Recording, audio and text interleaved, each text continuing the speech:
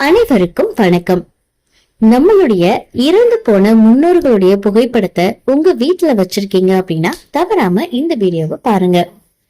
நம்மளுடைய வாஸ்து சாஸ்திரத்துப்படி இறந்து போன முன்னோர்களுடைய புகைப்படங்களை வீட்டுல நம்ம வைக்கலாமா கூடாதா, அப்படி வைக்கிறதா இருந்தா எந்த திசையில வைக்கிறது நல்லது, நம்ம என்னென்னலாம் தவறுகள் செய்யக்கூடாது அப்படின்னு சில விதிகளை வகுத்திருக்காங்க.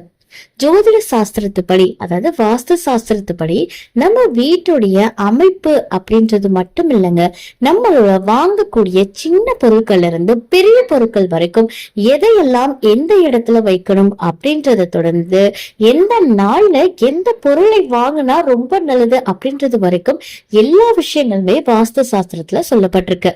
அதனாலதான் நம்ம வாஸ்துப்படி ஒவ்வொரு விஷயத்தையும் செய்யணும் அப்படின்றோம். எதனால நம்ம வாஸ்து சொல்றதை கேட்கணும் அப்படின்னா, நமக்கு வீட்டுல நேர்மறை ஆற்றல் அப்படின்றது எப்பவுமே இருக்கணும். நேர்மறை ஆற்றல் இருக்கும்போது அந்த வீட்டுல சகல சௌபாக்கியங்களும் நிறைஞ்சிருக்கும். வாஸ்துவை நீங்க பின்பற்றது மூலமா கஷ்டங்கள்ல இருந்து உங்களுக்கு ஒரு விடுதலை கிடைக்கும். அதனால வாஸ்துவை நம்ம பின்பற்றணும் அப்படின்னு சொல்லப்படுது. இன்னைக்கு வீடியோல நம்ம முன்னோர்களுடைய புகைப்படத்தை எங்க வைக்கணும் அப்படின்றத பத்தி பார்க்க போறோம். நிறைய பேரு புகைப்படங்கள் வச்சிருப்பாங்க வீட்டுல, ஆனா அதை தவறான திசையில மாட்டி வச்சிருப்பாங்க. அப்படி மாட்டும் போது நமக்கு வீட்டுல எதிர்மறை சக்திகள் அப்படின்றது கண்டிப்பாக வரும். அதனால அதை சரியான திசையில மாற்றுறது அப்படின்றது ரொம்ப நல்லது. நம்ம கூடவே இருந்து மறைந்து போன முன்னோர்களுடைய புகைப்படத்தை வீட்டுல வைக்கிறது தவறு கிடையாதுங்க. ஆனா அதை சரியான திசையில வைக்கிறது ரொம்ப ரொம்ப முக்கியம். அப்படி தப்பான திசையில வைக்கும் போது சில பிணக்குகள், கஷ்டங்கள் அப்படின்றத நம்ம எதிர்கொள்ள வேண்டியதாக இருக்கும். அதனால எப்பவுமே வாஸ்துப்படி என்ன சொல்றாங்கன்னா, இறந்தவர்களுடைய புகைப்படத்தை உங்களுடைய படுக்கை அறையிலேயோ பூஜை அறையிலேயோ அல்லது உங்களுடைய வீட்டுடைய ரிசப்ஷன்லயோ வைக்கிறது நல்லது கிடையாது.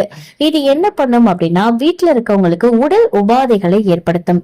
வீட்டுல கஷ்டங்களும் வரும், சண்டை சச்சரவுகள், மன உளைச்சல், இந்த மாதிரியான விஷயங்களை ஏற்படுத்தும் அப்படின்னு சொல்லப்படுது.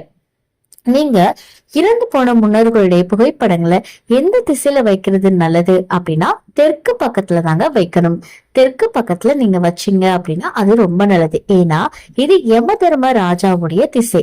இந்த திசையில வைக்கும் போது உங்களுக்கு கஷ்டங்கள் அப்படின்றது வராது. அதே மாதிரி வாஸ்து தோஷங்களையும் இது நீக்கும்.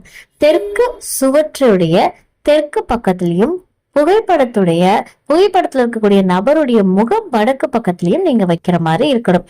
இதனால நேர்மறை ஆற்றல் வீட்டுல நமக்கு பெருக்கெடுக்க ஆரம்பிக்கும். சோ உங்களுக்கு எந்த விதமான கஷ்டங்களும் வராது. அதே மாதிரி வீட்டுல பாத்தீங்க அப்படின்னா ஒன்றிற்கு மேற்பட்ட புகைப்படங்களையும் வைக்கிறதுமே எதிர்மறையான தாக்கத்தை ஏற்படுத்தும். பண கஷ்டம் ஏற்படக்கூட வாய்ப்பு இருக்கு அப்படின்னு சொல்லுவாங்க. அதே மாதிரி சில பேரு படத்துக்கு கற்பூர ஆரத்தி எல்லாம் காட்டுவாங்க. அதெல்லாமே நீங்க தாராளமா காட்டலாம். பூஜைக்கு நீங்க சுவாமிக்கு எப்படி தெய்வங்களுக்கு கற்பூரம் காட்டும் போது மணி அடிச்சுட்டு காட்டுறீங்களோ, அதே மாதிரி உங்களுடைய முன்னோர்களுடைய புகைப்படத்துக்கும் நீங்க தாராளமா மணி எடுத்து கற்பூரம் இதெல்லாமே காட்டலாம். ஆனா அது சரியான திசையில மாட்டி நீங்க வழிபடும் போது நிச்சயமாக உங்களுக்கு நல்ல பலனை கொடுக்கும். அதனால நீங்க தாராளமா வீட்டுல முன்னோர்களுடைய புகைப்படத்தை வைக்கலாம்.